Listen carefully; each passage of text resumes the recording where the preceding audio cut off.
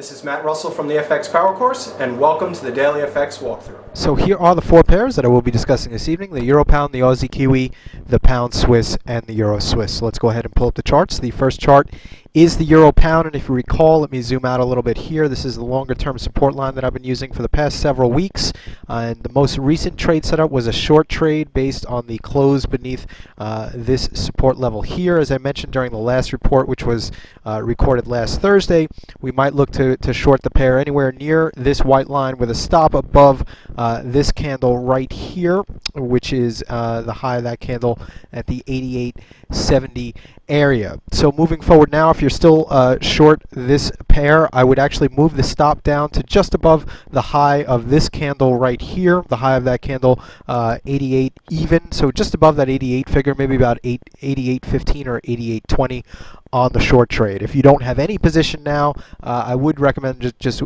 sitting on the sidelines and waiting, as the risk to reward right now would not be favorable with an entry at current levels. The next chart is the Aussie Kiwi, and this is the longer term support line that I mentioned during the past several reports. I mentioned with the short trade I would be looking to cover near the 125 figure.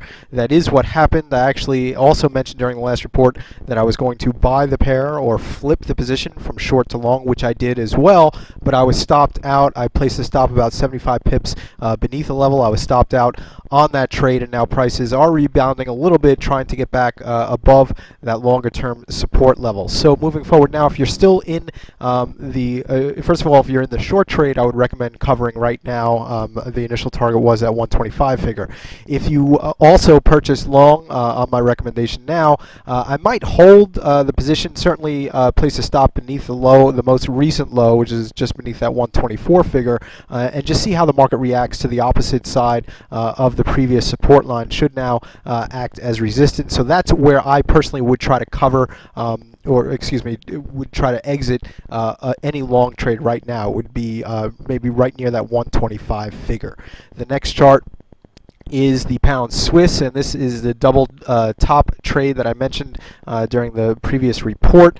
We can see that prices initially did move lower, but then there was a close back above the level of that first and second high. So I didn't enter this trade personally, but had I entered this trade, I would have been stopped out with a close above that level right there. And there's absolutely nothing wrong with that. That's a failed double top formation. This will happen from time to time, and you certainly have to accommodate for things like this happening in your risk parameters. But the key point to take away from this is that the risk to reward when entering the trade was extremely favorable. So we might have lost about 50 or 75 pips on the close above it, but the downside or the reward is a couple of hundred pips. So again, these are the types of trade setups to look for, and we shouldn't be too concerned about the results of any single individual trade. The next chart is the Euro Swiss, and not much has changed here. Still just waiting for prices to come up and test the longer term resistance line, which is located now just above that 152 figure. So over the next 24 to 48 hours,